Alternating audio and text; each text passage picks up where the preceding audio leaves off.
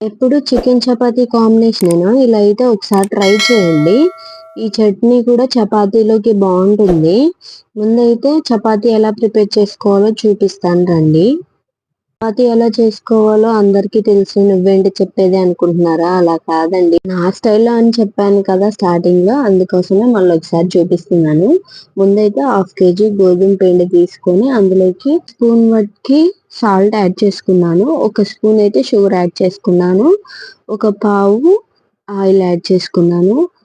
ఇలా oil add చేయడం వల్ల మనం చేసే చపాతీ అనేది స్మూత్ గా వస్తుంది. షుగర్ ఏంటంటే మనం చేసే చపాతీ కొంచెం క్రిస్పీగా ఉంటుంది అనమాట, అందుకనే అలా కలుపుకోవాలి. ఇలా పూర్తిగా కలుపుకున్నాక దీన్ని ఒక 10 నిమిషాలు పక్కన పెట్టేసేయండి. ఈలోపు మనం చట్నీ కోసం రెడీ చేసుకుందాం. దీనికోసం అని చెప్పేసి 3 టమాటాలు, 1 మామిడికాయ తీసుకోండి. మీరు ఎక్కువ పులుపు తినాలనుకుంటే మాత్రం మామిడికాయ మొత్తం ఫుల్ గా కోసేసేయండి. వీడియోలో చూపిస్తున్నట్టుగా మొత్తం మిడిల్లో కానీ కట్ చేసుకొని ఇట్లా పెంక మీద వేసేసుకోవాలి. ఇది కొంచెం మగ్గాక కొంచెం పచ్చిమిర్చి, అంటే ఒక 4 పచ్చిమిర్చి, 5, 6 వెల్లిపాయ రెబ్బలు వేసేసుకోవాలి. మొత్తం వేసేసుకున్నాక వీటిని కొంచెం తిప్పుకోవాలి. దీనివల్ల పైన కింద కూడా మొత్తం కాలుతుంది మంచిగా. బాగా మగ్గే వరకు అలానే తిప్పుతూ ఉండండి. పైన కింద మొత్తం తిప్పుతూనే ఉండండి, లేకపోతే బాగా నల్లగా అయిపోతాయి. ఇదే చట్నీని మీరు కూడా ట్రై చేయండి.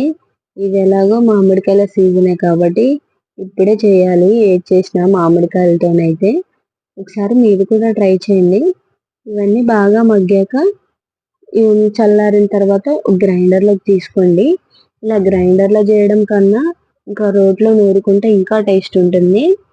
ఇలా మొత్తం వేసేసుకొని ఇందులోకి కొంచెం కారం, కొంచెం మళ్ళీ సాల్ట్ అవన్నీ యాడ్ చేసుకొని కొంచెం ఆనియన్ కూడా, అందులోనే కొద్దిగా కొత్తిమీర ఇవన్నీ వేసేసుకున్నాక ఒకసారి గ్రైండ్ చేసుకోండి. మధ్య మధ్యలో ఆగుతూ గ్రైండ్ చేయండి.